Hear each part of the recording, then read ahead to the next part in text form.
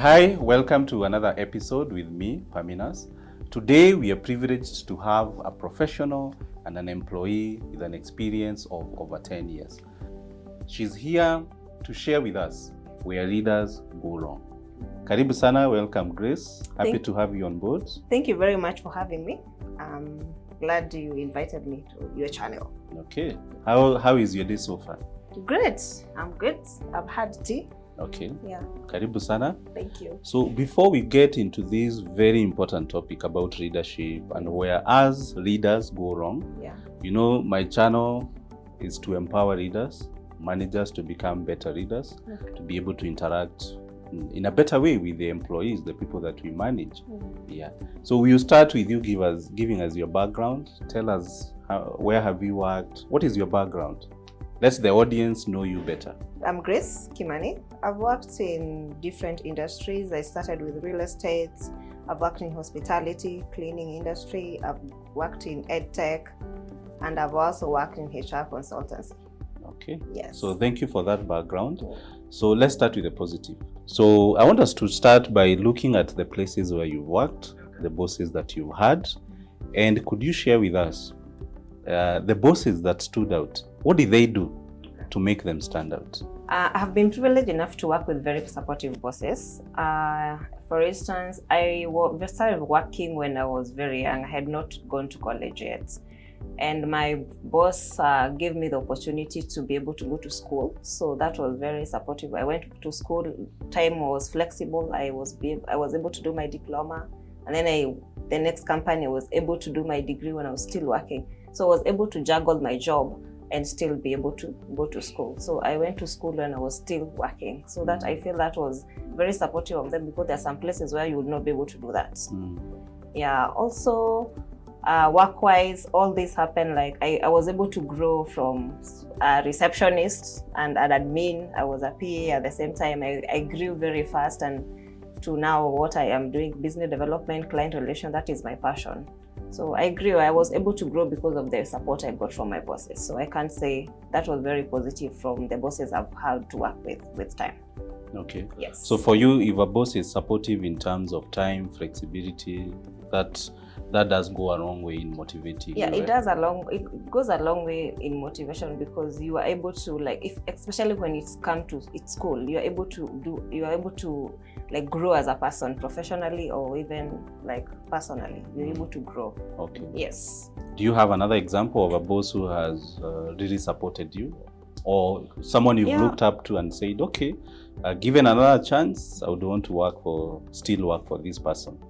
Yes, I can say that. Also, this company I work for, and I remember when I started working, my immediate boss resigned, who was like it was the boss I was supporting, the boss I was reporting to. And I remember now my director was very supportive in a way that I took over what the boss was doing. I was actually very new. I was like 6 months in, and I took over what my boss was doing, and he really supported me, and I took over that role, and I did it for 4 years. Are you the one who made the boss resign? No. Okay. Yeah, no. They just resigned for greener pastures, and yeah.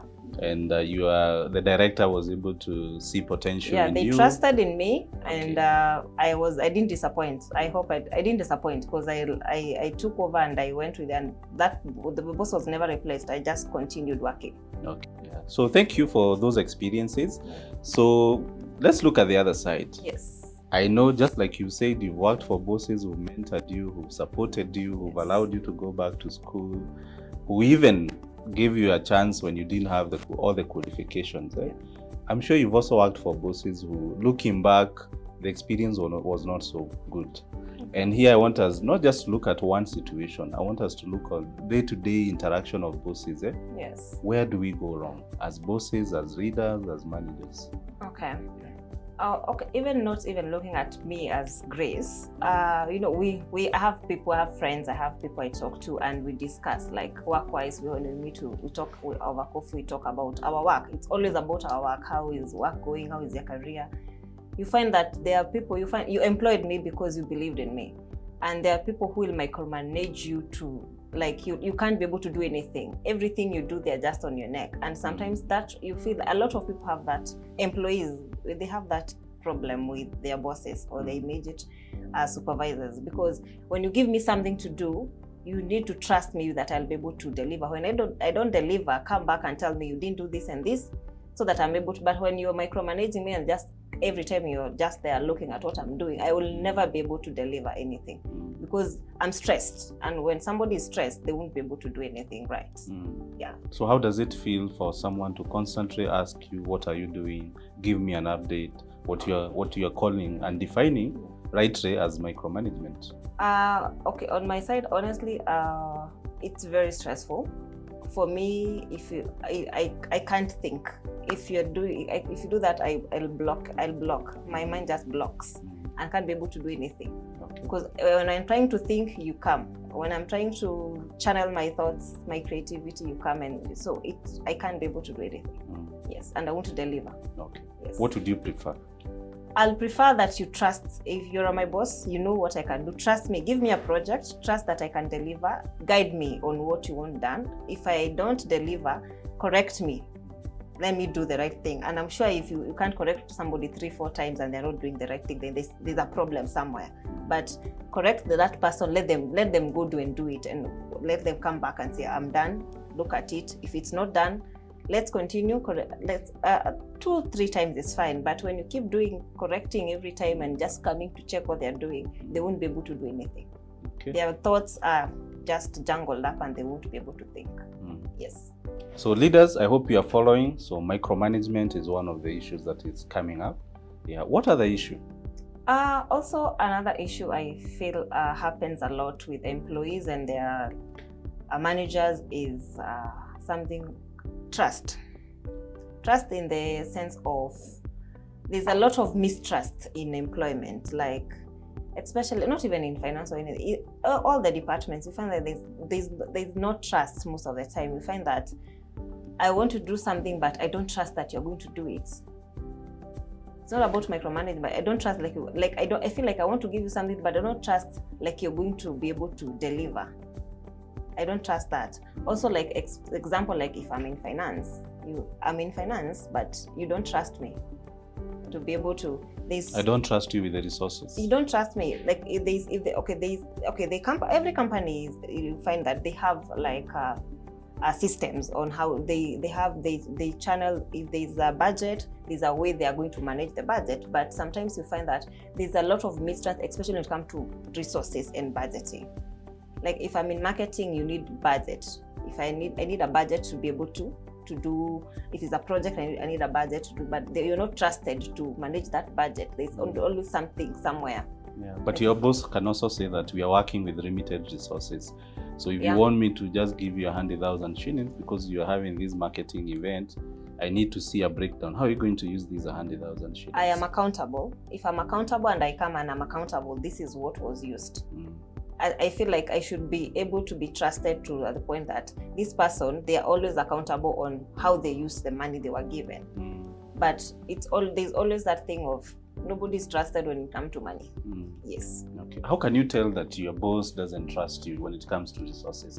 And here, resources or result. And here it's not just because it's very easy for the ones in finance. It's easy to say, well, I asked for 10,000 shillings. I'm not given even for petty cash. Yes. But what if it's someone who's not in finance or business development, where they have a budget? For example, HR really doesn't work with budget per se directly. Okay. So how does mistrust manifest itself? Mistrust also, especially now in HR, as you've spoken, it can manifest in even the things they are allowed to do. Like I'm a HR, you don't trust me. Like I'm supposed to be able to hire, train people, but you'll find the boss doing it themselves, or they want to be involved in it.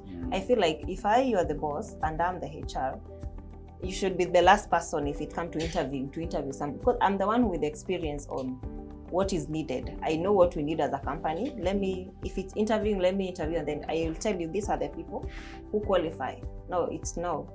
Interview them. But most of the companies done the other way around. It starts from there, and most leaders, to be honest, they don't know how to interview. Okay. Does trust go hand in hand with decision making in terms of being empowered to make decisions? Yes, trust and decision making will go, because if I can't trust you, I can't expect you to make any decision. So you find that people who are they're not trusting the others. The leaders are not the one not trusting the people below them. It's not mostly the other way around. It's actually the leaders to the employees. Okay. Yes, because they're the one making the decisions. Yes. Grace is raising very weighty issues. I hope you're able to follow through. So let's look at communication, Grace. Yes. And I like what you said when you were talking about trust. And you said there's always sort of a gap between the relationship between the employer and the boss. Yes. Yeah. So in your experience, how have the bosses that, have not done well, so to speak, where do they go wrong in terms of communication? I can say in terms of communication, like I've worked for SME small companies, and when it comes to most of the times you find that communication, like things happen in the company and you're not many, but you'll never find out. You find out when the decision, and it's actually the decision that will affect you as an employee, but you don't know. You were told in a meeting this happened. You didn't know why it was happening when it was. They don't consider, the communication is not there.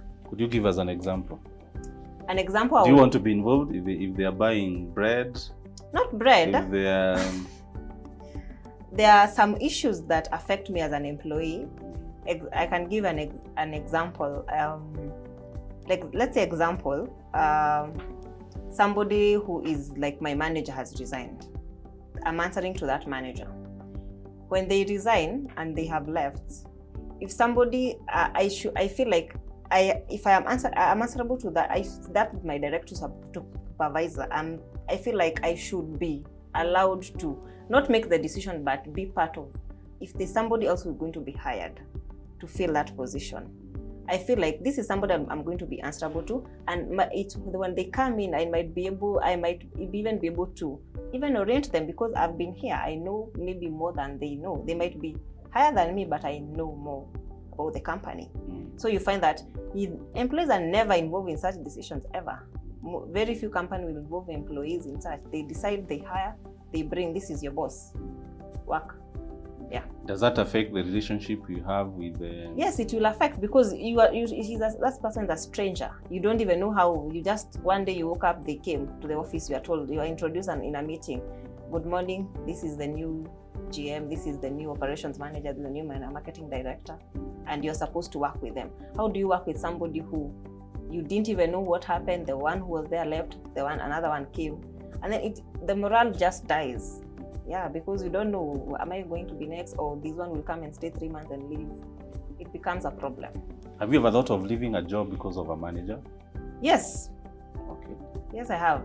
Did you take the decision? I talked to my director, and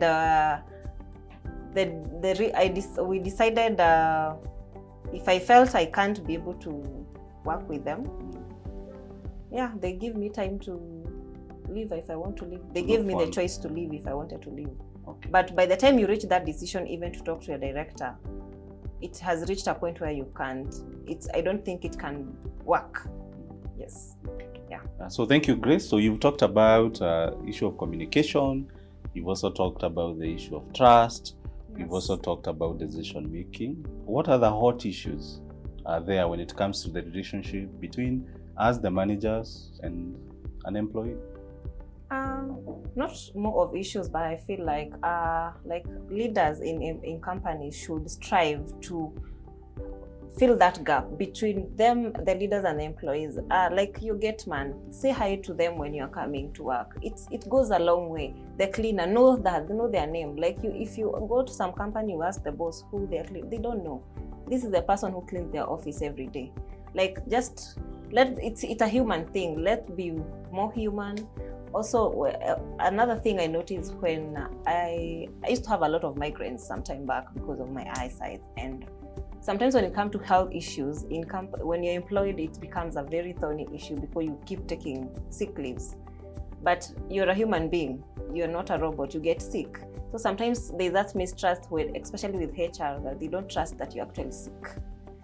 Like, and it's become an issue, but you're sick and you are actually sick. Yes, you bring in a hospital, and sometimes they start thinking, are you forging these things? So I feel like we should be able to you come trust. to the office limping, or like if you have a if nice I die at problem, the office, you'll have issues with, you can imagine what can happen, or if something happened to like an employee at work. Like, we should trust our employees when they actually, not every day, they can't be sick every day. When somebody says they're sick, like, I feel like you should trust that they're actually sick and they'll come with a letter from the hospital. As long as they have supporting documents, don't doubt employees when they actually say they're unwell. We are human beings, we get unwell, and we have supporting documents. We go to the hospital to see a doctor. So I feel like that's also an issue a lot of people really, because you find people struggling to go to a hospital because they don't want to miss work. Because you think, if I miss work, they'll start thinking about replace me. But I have a question for you, Grace. Yes. By the time it comes to the level where your boss or even the company is not trusting that you could be sick, what has taken place? Okay, on a personal level, I honestly feel I don't know, I think it's like a culture that has been there, people lying that they're sick. But you see now, because it's something that has been happening, it has become like, if you ask a lot of people, it has become a thing. Like, people don't, when I say I'm sick, people won't trust me unless they see I'm dying. Like, or it's something that especially something they can't see. Like, if I have a migraine, you can't say I have a migraine. But if I've broken my foot, you can say I've broken my foot. But it's a sickness that I can't see. And then also there are other sick. There are people who are sick and they don't want to disclose.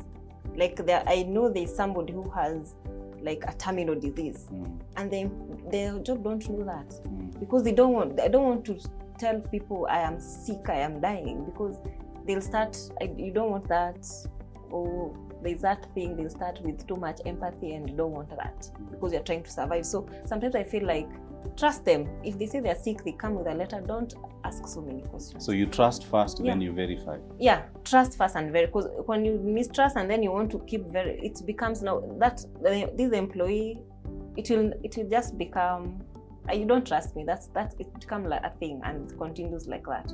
Yeah, so the employees become defensive most of the time. I'm sick, you don't trust me. Okay. Yeah. Let's come to another very weighty issue, and I'm very happy you didn't address it at the beginning. Yes. Now, the bosses you said stood out. Yes. You didn't talk about salary. You don't say, oh, Perminus, they used to pay me double or thrice. You never mentioned money. Yeah. So where does money come in terms of making you feel motivated, making you feel as if you're part and parcel of the organization? Because you didn't mention it. Okay, money is a weighty issue, and it's very important. The reason we are all employed is because we want money, and we are here because I want to be employed because I want to make money. But it's not the end goal. It is a goal, but not the end goal. When I go to work somewhere, of course, I ask how much I'm going to be paid. I want at least to be paid money that I know I can be able to live comfortably. I'm able to support my children, my family. But it's not the end goal. There are other issues. Where is the company? Am I going to be able to fit in the company culture? That's something people should actually think about before they. How is the boss there? Because some bosses will make you quit your job. Those are the things you need to research before you get employed. Okay. Yes. So on a scale of 1 to 10, what weight do you give to money? A 7. A 7? Yes. Out of 10? Yes. Okay. Yeah. So if you take money, then you can deal with the other issues? Yeah. Okay. Yes. Let's look at another issue of interaction. Yes. Do you want your boss to be taking you out for lunch every day, to No. team building events, so that you feel part and parcel of the mission and the vision of the organization? Every day? How would you want them? Maybe not, if they can afford, why not? But what would you prefer?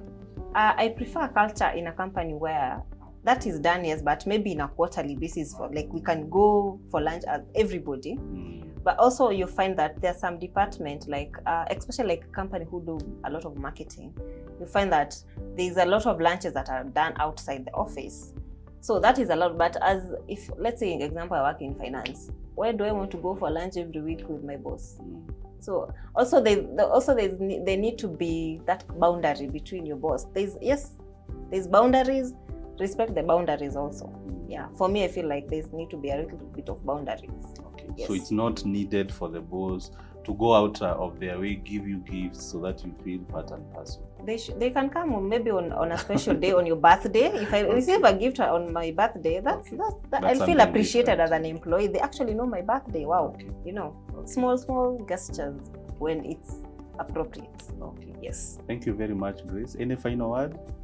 Let's be empathetic towards each other. Okay. Yes. Okay.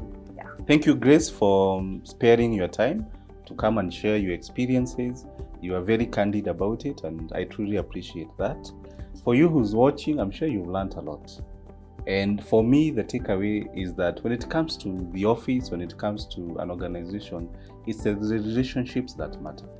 You know, when she was talking about the need to communicate, the need to involve someone in decision making, the need to be trustful, you know, and not just mistrust this person from the word go. I was ticking the boxes and I was able to see that these are things that don't need money. So if you're looking to build on your leadership skills, it's important to, number one, seek feedback from the people that you supervise. I know it's not easy, but it's something that for the betterment of the organization and for even yourself, it's important for you to seek feedback. Also, create the right work environment by making sure you involve others with your decision making. Also, ensure that there's trust. For me, that is what I've picked.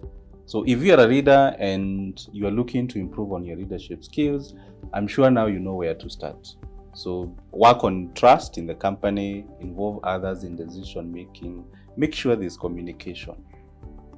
So if you'd want more tips on leadership and how to become an effective leader, keep watching this channel.